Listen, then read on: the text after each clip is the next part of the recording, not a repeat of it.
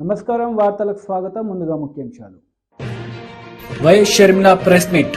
Party కోసం ప్రతి ఒక్కరూ కలిసికట్టుగా పనిచేయాలని కార్యకర్తలకు పిలుపు.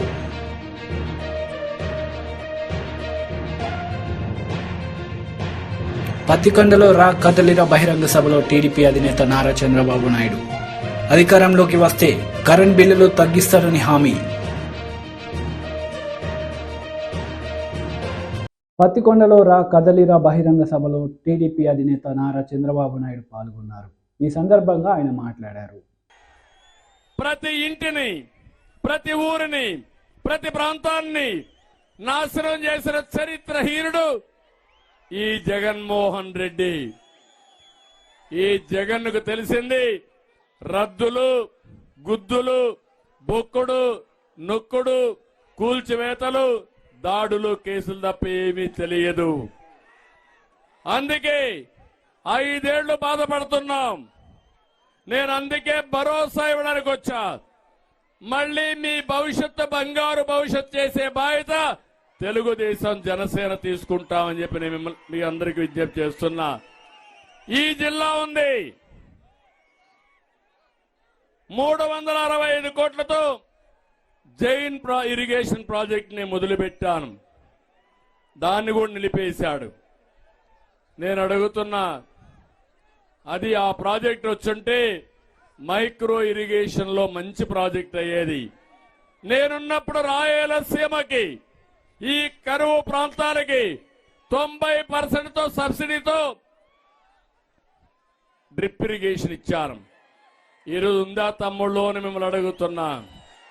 మళ్ళీ హామీ ఇస్తున్నా. ఇప్పుడే శ్యాంబాబు అడిగినట్టు మళ్ళీ 90%తో డ్రిప్ ఇరిగేషన్ ఇచ్చే, సబ్సిడీతో డ్రిప్ ఇరిగేషన్ ఇచ్చే బాధ్యత నాదని మా రాయలసీమ ప్రజలందరికీ తెలియజేస్తున్నా.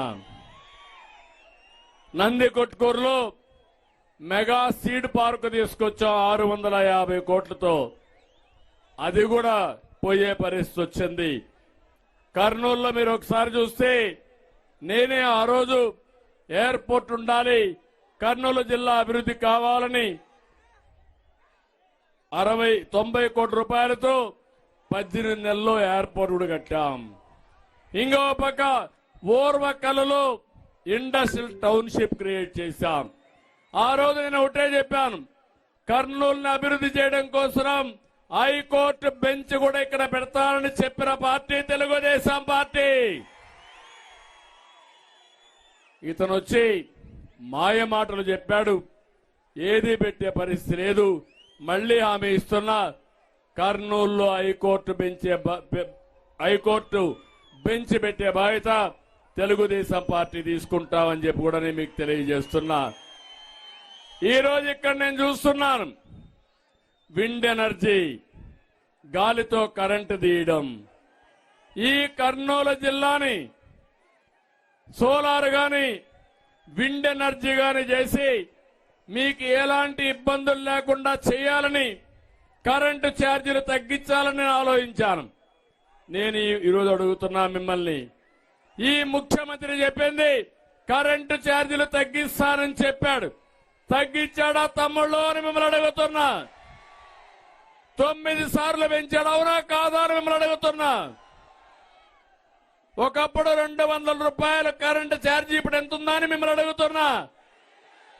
1000 రూపాయలు అవునా కాదా అని మిమ్మల్ని అడుగుతున్నా.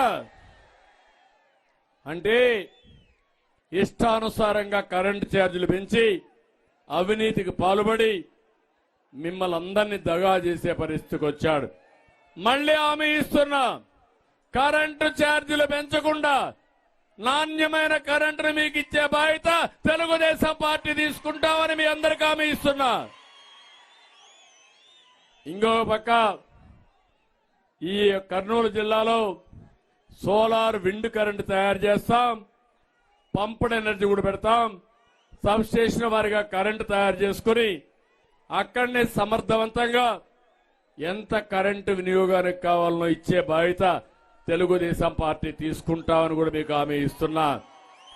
రైతులందరికీ ఒకటి హామీ ఇస్తున్నాను, మీకందరికీ సోలార్ ఎనర్జీ ఇచ్చి మీరే కరెంటు ఉత్పత్తి చేసుకుని మీకు అవసరమైన కరెంటు వాడుకుని అవసరమైతే మీ ఇండ్లు కూడా వాడుకుని మిగులు కరెంటు గవర్నమెంట్కి ఇచ్చేట్టుగా ఏర్పాటు చేసే బాధ్యత నాది. దానివల్ల మీకు వైఎస్ షర్మిలారెడ్డి మీడియా సమావేశం నిర్వహించారు. ఈ సందర్భంగా ఆమె మాట్లాడుతూ ప్రతి ఒక్కరూ పార్టీ కోసం కలిసికట్టుగా ఉండి పనిచేయాలని ఆమె పిలుపునిచ్చారు. ఈ సందర్భంగా ఆమె ప్రసంగించారు.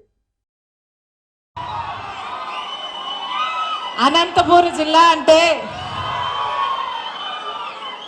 నాన్నకు రాజశేఖర రెడ్డి గారికి చాలా ప్రియమైన జిల్లా. ఎందుకంటే ఈ జిల్లా కరువు జిల్లా, మన దేశంలోనే అతి తక్కువ వర్షాభావం ఉన్న జిల్లాలలో ఇది 2వ స్థానం. అందుకే అనంతపురం జిల్లాకు ఎంత చేసినా తక్కువే. ఈ ప్రజలను బ్రతికించుకోవడం, వాళ్ళ అభివృద్ధి ఒకటే మార్గమని పూర్తిగా నమ్మాడు రాజశేఖర రెడ్డి గారు. రాజశేఖర రెడ్డి గారికి ముందు కనీసం అనంతపురం జిల్లాకి మంచినీళ్లు కూడా సరిగ్గా రాకపోతే రాజశేఖర రెడ్డి గారు ముఖ్యమంత్రి అయిన తర్వాత రఘువీరారెడ్డి అంకుల్ గారి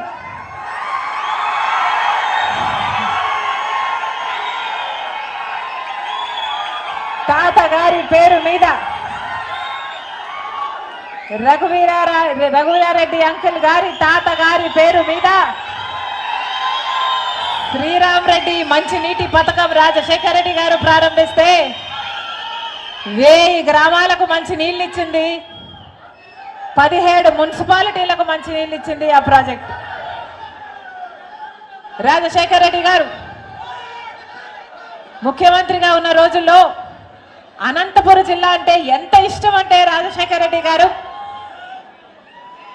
ఉపాధి హామీ పథకం అంటే పేదలకు పని కల్పించే పథకం, మామూలుగా పని లేనప్పుడు పని కల్పించే పథకము రాజశేఖర రెడ్డి గారు మన్మోహన్ సింగ్ గారిని, ప్రధానమంత్రిని, సోనియా గాంధీ గారిని తీసుకొచ్చి ఉపాధి హామీ పథకము ప్రారంభించింది ఈ అనంతపురం జిల్లాలోనే.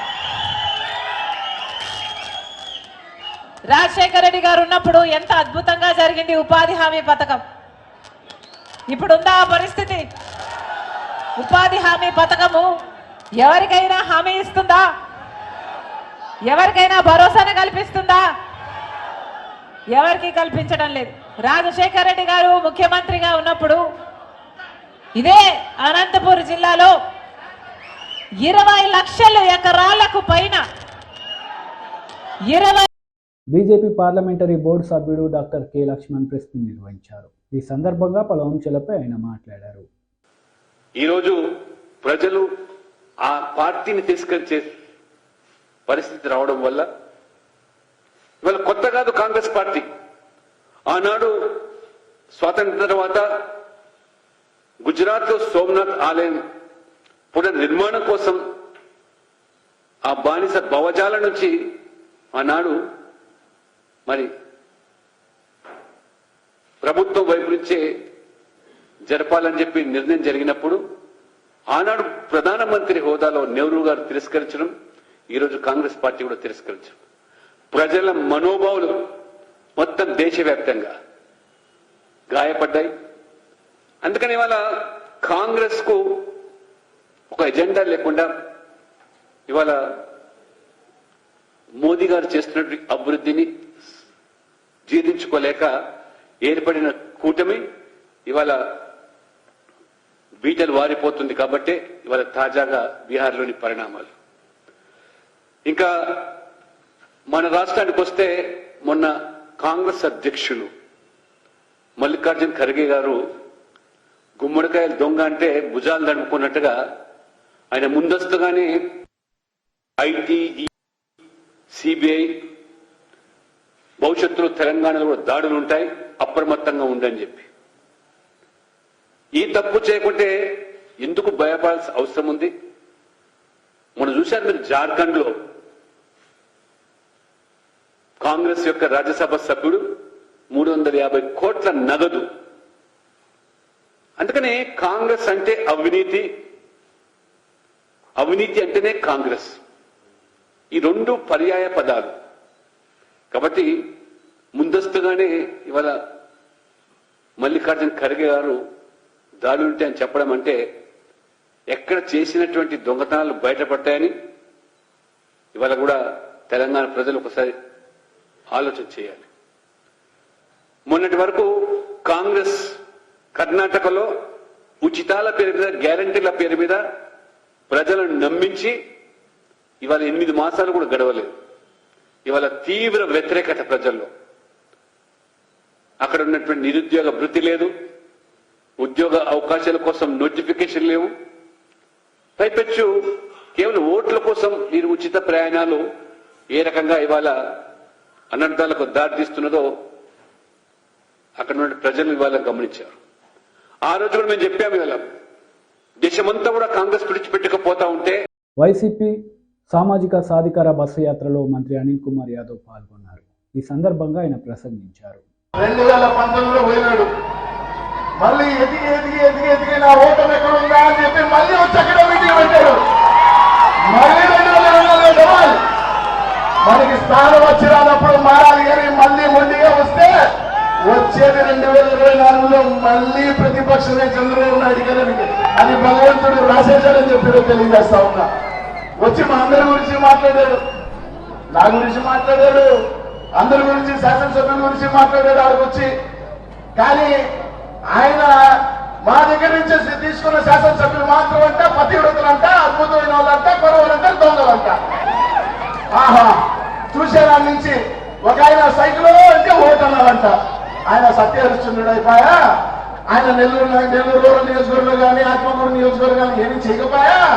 ఆయన మాత్రం బాగా సీల్ వేసుకొని ఒక అద్భుతమైన వ్యక్తి కాబట్టి మేము పక్కన తెచ్చుకున్నాం. కొత్త శాసనసభ్యులు దొంగల చంద్రబాబు నాయుడు అంటే నీ దగ్గర చేస్తే మాత్రం సంసారి, పక్క దగ్గర ఉంటే మాత్రం వ్యవసాయం చేస్తున్నట్ట. ఈ రోజు వైఎస్ఆర్ కాంగ్రెస్ పార్టీలో పోటీ చేస్తున్న శాసనసభ్యులందరూ కూడా జగన్మోహన్ రెడ్డి గారిని, ఒక పార్టీని, జగన్మోహన్ రెడ్డి గారిని చూసి వేసిన ప్రజలకి ఈ రోజు నమ్మకంగా ఈ రోజు నిలబడిన శాసనసభ్యులని చెప్పి అందరూ కూడా తెలియజేస్తున్న, పోటీ చేసిన ప్రతి ఒక్కరు కూడా ఈరోజు 2014లో కానీ, 19లో కానీ, 24లో కానీ, 29లో కానీ, 34లో కానీ కలవడులో కూడా జగన్మోహన్ రెడ్డి గారు ఉండే శాసనసభ్యులు చెప్పి తెలియజేస్తా ఉన్నా. నువ్వు తెచ్చుకున్న వ్యక్తిలో అయితే వేదిక మీద ఉన్నారో ఎవరు ఏ పక్క ఉంటాడో తెలియదు. 2024 పక్కన నీ పక్కన ఉంటాడో కూడా తెలియని పరిస్థితుల్లో ఈ రోజు నువ్వు వచ్చి నెల్లూరు నగరంలో మా గురించి మాట్లాడుతున్నావంటే ఇంతకన్నా దౌర్భాగ్యమైన పరిస్థితి లేదని చెప్పి తెలియజేస్తా ఉన్నా. మరొకటి, నిన్న చూసా ఏబిఎన్లో అనిల్ అలిగి వెళ్ళిపోయాడు, జగన్మోహన్ రెడ్డి గారికి ఏదో ఇది అనిల్ ని మారుస్తున్నాడు కాబట్టి జగన్మోహన్ రెడ్డి గారి ఈ వేదిక మీద నేను చెప్తున్నా, రాష్ట్ర బ్రేకింగ్ వేసుకుంటావు రాధాకృష్ణకి చెప్తున్నా. అరే బిడ్డ, అనేక సార్లు చెప్పా, మళ్ళీ చెప్తున్నా, చాలా సార్లు చెప్పా, మళ్ళీ చెప్తున్నా. జగన్ అన్న ఏది చెప్తే అదే శిరోధారి అనుకుని భావించే వ్యక్తిని అనిల్ కుమార్ గారు. నన్ను పిలిచి ఇక్కడికి వెళ్ళు అంటే శిరస వహించి పోతా జగనన్న కోసం అని చెప్పే. అలాగే ఈరోజు జగనన్న నర్సరావుపేట పొమ్మన్నా పోతా, లేకపోతే ఇంకో దగ్గరికి పొమ్మన్నా పోతా, ఇంకో ఎంపీకి వెళ్ళినా పోతా. 2 సార్లు శాసనసభ్యుని చేశాడు, మంత్రిని చేశాడు. ఈ రోజు గూడూరులో నిలబడి 10 మంది నా కోసం చప్పట్లు కొట్టినా, నేను ఇంకో ప్రాంతానికి పోయి నా దగ్గరకు వచ్చి సెల్ఫీ తీసుకున్నా, నేను చిత్తూరుకి వెళ్ళి ఇంకో మూలకి వెళ్ళి నా 10 మంది నన్ను గుర్తించినా, లేకపోతే ఎయిర్పోర్ట్ లో నిలబడి సెల్ఫీ తీసుకున్నా, అది ఎంతో కూడా జగన్మోహన్ రెడ్డి గారి చలవ. జగన్మోహన్ రెడ్డి గారు మినిస్టర్ కాకాని గోవర్ధన్ రెడ్డి మీడియా సమావేశం నిర్వహించారు. ఈ సందర్భంగా టీడీపీ నేతలపై ఆయన మండిపడ్డారు. వచ్చేస్తుంది, నేరుగా రైతులకు ఇస్తున్నాం. ఎరువులు ఏ విధంగా ఇస్తున్నాం? నీ హయాంలో ఎరువులకు సంబంధించి సరైనటువంటి ఇది లేక రైతులకి అధిక ధరకు అమ్మారు డీలర్. నీకు ఎప్పుడన్నా నియంత్రణ ఉన్నదా? మీరేం చెప్పారు?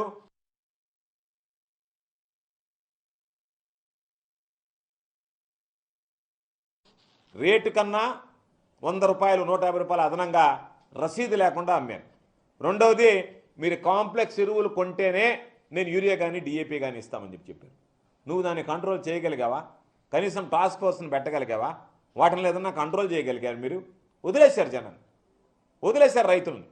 ఇదే ఈరోజు ఏ ఎరువులైతే రైతు నేరుగా ఆర్బీకే దగ్గరికి వెళ్ళి కియోస్కోలో ఆర్డర్ చేసుకుంటాడో ఆర్డర్ చేసుకున్నటువంటి 5 రోజుల లోపల అదే రైతు భరోసా కేంద్రంలో సమృద్ధిగా ఎంత మేర ఎరువులు కావాలని అంతమేర అందించాం. ఎక్కడైనా మీరు వెతుకుతున్నారు ఈరోజు ఒక అడ్వర్స్ ఐటమ్ రాయాలి దీని మీద, వ్యవసాయానికి సంబంధించి విత్తనాల మీదనో మొన్న ప్రయత్నం చేశారు, వైఫల్యం చెందారు.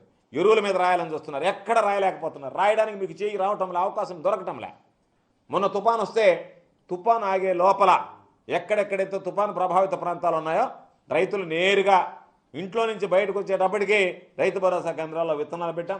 నారుమల్లి దెబ్బతిన దగ్గర 80% సబ్సిడీతో విత్తనాలు అందజేయడం జరిగింది. అదేవిధంగా ఈరోజు ఉచిత పంటల బీమా ఇస్తున్నాం.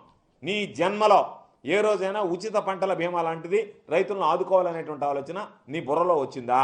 రైతుల గురించి నువ్వు ఆలోచన పంటల బీమా ఇస్తే ఏదైనా ప్రకృతి వైపరీత్యాల వల్ల దెబ్బతింటే లేదా పంట దిగుబడి తగ్గిపోతే ఏదైనా కారణాల వల్ల ఆ రైతులకి బీమాతో రక్షణ కల్పించాలనేటువంటి ఆలోచన, ఉచిత పంటల బీమాను గురించి ఆలోచన చేసావా? జగన్మోహన్ రెడ్డి గారు ఆలోచన చేశారు, ఈ ప్రభుత్వం ఆలోచన చేసింది. రైతులు ₹1 ప్రీమియం కట్టాల్సినటువంటి అవసరం లేకుండా మొత్తం ఈరోజు ప్రభుత్వమే భరించి రైతులకు ఉచిత పంటల బీమా కింద దిగుబడి తగ్గితే ఈరోజు పంటలకు సంబంధించినటువంటి ఆ రక్షణ కల్పించేటువంటి అవకాశం ఈరోజు జగన్మోహన్ రెడ్డి గారు తీసుకోవడం జరిగింది. అదేవిధంగా నువ్వు ఇంకొక మాట చెప్పావు, గిట్టుబాటు ధర గురించి మాట్లాడుతున్నావు. నేను ఈరోజు ఛాలెంజ్ విసురుతున్నా. గిట్టుబాటు ధరకు సంబంధించి గిట్టుబాటు ధర లేకపోతే చేతులు ఎత్తేసావు. ధాన్యం కొనుగోలు కేంద్రాలు ఓపెన్ చేయలేకపోయావు. ధాన్యం కొనుగోలు కేంద్రాల్లో ధాన్యం కొనకుండా పోయావు. ఆ రోజు ప్రతిపక్షంలో మేము అడిగితే అధికారులు చెప్పినటువంటి మాట, మాకు ఇంతకన్నా మించి కొనొద్దన్నారు, మాకు కోటా విధించారు, ఇదిగో మేము ఇన్ని టన్నులే కొంటాం, ఇన్ని టన్నులు మించి మేము కొనము అని చెప్పారు. ప్రభుత్వం ఏమో ప్రతి గింజ కొంటాం అని స్టేట్మెంట్ ఇస్తే ఆ రోజు కమిషనర్ సివిల్ సప్లైస్ దగ్గర నుంచి, డిస్ట్రిక్ట్ సప్లై ఆఫీసర్ దగ్గర నుంచి, డిఎం సివిల్ సప్లైస్ దగ్గర నుంచి, కలెక్టర్ దగ్గర నుంచి జాయింట్ కలెక్టర్ దాకా అందరిని అడిగితే, సార్ మాకు ఇచ్చినటువంటి పరిమితి అయిపోయింది, మాకున్నటువంటి కంప్యూటర్ క్లోజ్ అయిపోయింది, ఇంకా మాకు వెయ్యి బిర్చి మీరు తీసుకొచ్చినా, వెయ్యి స్లిప్స్ ఇచ్చినా కూడా, వేమెంట్ స్లిప్స్ ఇచ్చినా కూడా ఇంకా జనరేట్ కాదు, మేము కొనలేము అని చెప్పి కనీసం ఏదో మొక్కుబడిగా మేము ధాన్యం కొనుగోలు చేసాము అని చెప్పి నువ్వు కొనుగోలు చేపట్టావు తప్ప రైతులు పండించినటువంటి ధాన్యాన్ని పూర్తిగా సంపూర్ణంగా కొనుగోలు చేయాలనేటువంటి ఆలోచన నీకు కలిగిందా? ఈరోజు నేరుగా ఆర్బీకేల దగ్గర BJP AP minority Morcha press Shaik Baji ప్రెస్ని నిర్వహించారు. ఈ సందర్భంగా పలు అంశాలపై ఆయన మాట్లాడారు. దేశంలో గతంలో పద్మశ్రీ, పద్మభూషణ్, పద్మవిభూషణ్ అంటే ఆ ఎంపిక విధానం తీరుతెన్నులన్నింటినీ కూడా మార్చి ఇది ఉన్నతమైనటువంటి వాళ్ళకి, లేకపోతే రాజకీయంగా పదవులు ఉన్నటువంటి వాళ్ళకి, లేకపోతే రాజకీయ చరిత్ర నేపథ్యం ఉన్నటువంటి సంబంధం ఉన్న వాళ్ళకి కాకుండా అనేక రంగాలలో నిష్ఠానుతులైనటువంటి వ్యక్తులు, అది భూమిని దున్ని సాగు చేసేటువంటి కూలి కానీ, వ్యవసాయం చేసేటువంటి రైతు కానీ, సామాజిక లక్ష్యంతో కానీ, సైన్స్ అండ్ టెక్నాలజీ కానీ, విద్యాపరమైనటువంటి కానీ, లేకపోతే సంస్కృతిపరమైనటువంటి అంశాల్లో కానీ అనేక మంది అయినటువంటి వ్యక్తుల్ని పద్మశ్రీలుగా, పద్మభూషణలుగా గుర్తించినటువంటి గొప్ప ప్రభుత్వం, గొప్ప దార్శనికమైనటువంటి ప్రధానమంత్రి నరేంద్ర మోడీ గారు అని చెప్పి గర్వంగా తెలియజేస్తూ ఉన్నాం.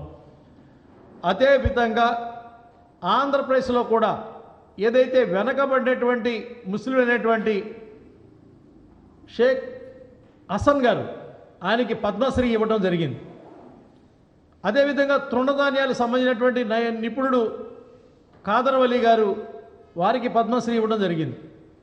నిన్న 2024 పద్మశ్రీలో ఖలీల్ అహ్మద్ అని చెప్పినటువంటి నేత పని చేసేటువంటి, కార్పెట్లు వీవర్ చేసేటువంటి వ్యక్తికి పద్మశ్రీ ఇచ్చి దేశంలో ముస్లింలైనా కానీ, ఎక్కడ అనగబడినటువంటి వారైనా సరే, వృత్తులలో రాణించినటువంటి గొప్పవాళ్ళైనటువంటి వాళ్ళని గౌరవించుకున్నటువంటి విధానం ఎందుకు జరిగింది అని అంటే, ఈ దేశంలో మైనారిటీలు, మెజారిటీలు అనేటువంటి వ్యత్యాసం లేకుండా సబ్కా సాత్, సబ్కా వికాస్, సబ్కా విశ్వాస్ అనేటువంటి మాట ఏదైతే ఉందో దాన్ని రుజువు చేసినటువంటి ప్రధానమంత్రి నరేంద్ర మోడీ గారు. ఇది మనం ఊహించలేం. ఎక్కడో మారుమూల ప్రాంతాల్లో అనాథ శవాలకు దహన సంస్కారాలు చేసేటువంటి ఒక ముస్లిం ఉంటే ఆ ముస్లిం తీసుకొచ్చి పద్మశ్రీ ఇస్తారనేటువంటి ఆలోచన చేయలేం. మొన్న ఎవరైతే ఒక యూపీ నుంచి ఒక ముస్లిం చెప్తా ఉన్నాడు, రసూల్ అహ్మద్ అని చెప్పని, నేను అనేక సార్లు పద్మశ్రీ కోసం నేను ప్రయత్నం చేశాను, నాకు అవ్వలేదు. నరేంద్ర మోడీ గారు వచ్చిన తర్వాత నేను ముస్లిం కాబట్టి నాకు ఎట్టి పరిస్థితిలో రాదు అనుకున్నాను. నా యొక్క ఆలోచనలు తల్లకిందులు చేస్తూ మీరు నాకు పద్మశ్రీ ఇచ్చారనంటే దేశం చూసింది ఆయనలో ఉన్నటువంటి పనితనాన్ని, నైపుణ్యాన్ని, గొప్పతనాన్ని కానీ మతాన్ని కాదని చెప్పని రుజువు చేసినటువంటి ప్రధానమంత్రి నరేంద్ర మోడీ గారి యొక్క మాట ఆదర్శనీయమైనటువంటి అంశం. ఈ రోజున మైనారిటీల యొక్క అభ్యున్నతి దేశ సమాజంలో కలిసి జరగాలని చెప్పని భారతీయ జనతా పార్టీ కోరుకుంటూ ఉంటుంది. మెజారిటీల యొక్క అభివృద్ధి కూడా సమాజ అభివృద్ధిలో జరగాలని కోరుకుంటూ ఉంది.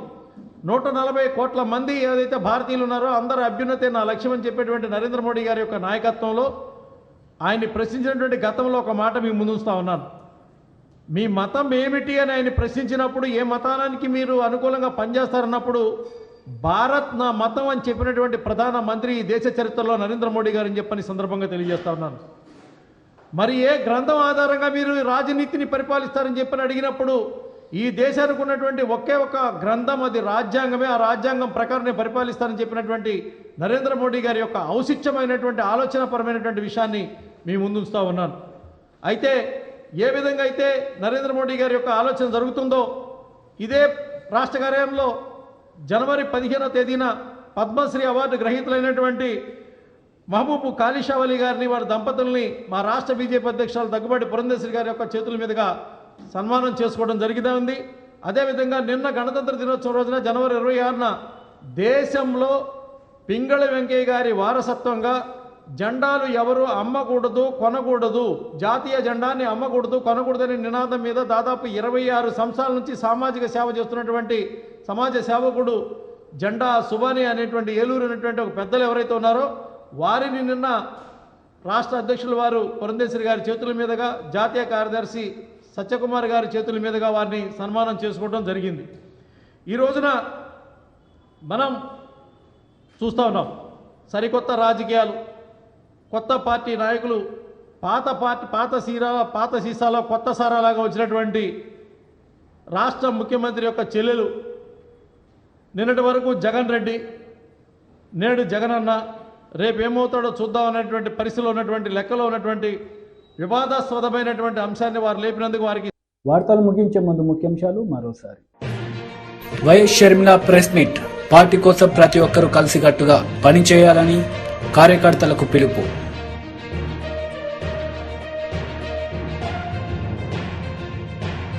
పత్తికొండలో కదలిన బహిరంగ సభలో టీడీపీ అధినేత నారా చంద్రబాబు నాయుడు. అధికారంలోకి వస్తే కరెంట్ బిల్లులు తగ్గిస్తారని హామీ. ఈ వార్తలు ఇంతటితో సమాప్తం. తిరిగి ప్రసారమయ్యే వార్తలు మళ్ళీ కలుద్దాం. అంతవరకు సెలవు. నమస్తే.